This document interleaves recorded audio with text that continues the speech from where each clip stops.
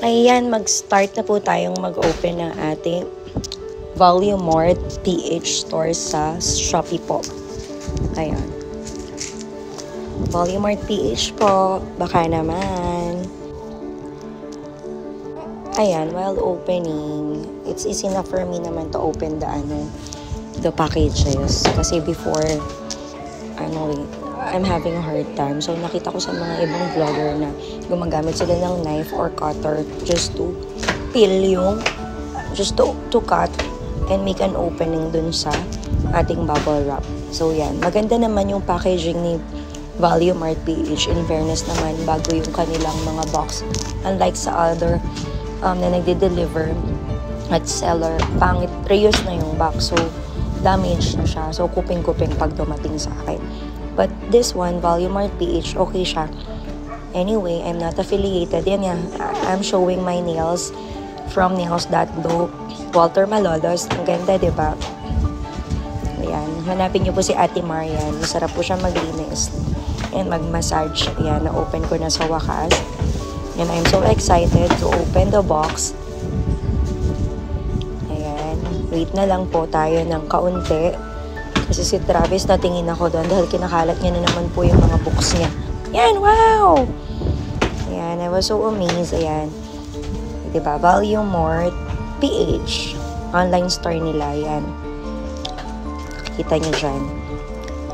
Every box that they deliver, they are putting their details on it. Meron siya ng small paper. Like the one that I showed you a while ago. So, yan yung kanilang dried vegetables and fruits. May mushroom, may cucumber, may okra, ayan. Sarap siya, natikman ko na.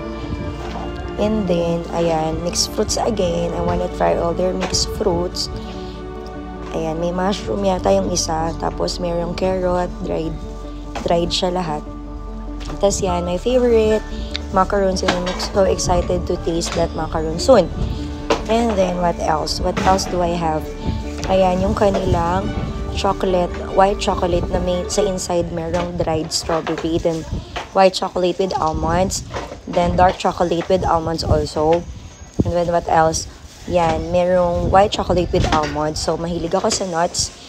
And then, sabi kasi nila brain food daw yung pampatalino. So, umaasa pa ako. Charing! So, yan, yung seaweeds, that's my favorite. Yan. Bye! Yan lang naman. So, yan. Diyan, itatry ko na yung mix na veggies and fruits nila. Diba? May kangkong, may okra, may mushroom. Yan, katulad yung sinabi ko kanina. Ayan, first bite. Sige nga, try natin ng banana chips. Sarap siya. Masarap siya. In fairness, sobrang crunchy. Sobrang lasa. Nandun yung banana flavor. Though, ang difference lang niya sa fresh is crunchy siya.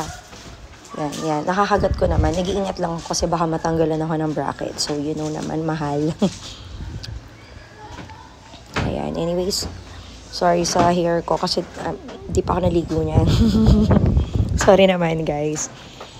So, yan. Masarap. Try ko lang lahat ng makita kong different na Ewan ko, kamote ba yan?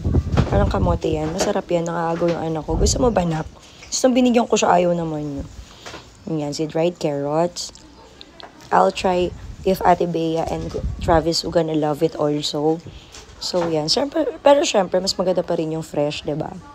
So, yan. Masarap lang. Gusto ko lang itry. So, anyways, thank you, Volume Mart PH. Ayan, baka naman. Hey, thank you. Bye. Ayan, yan yung shop nila, online shop.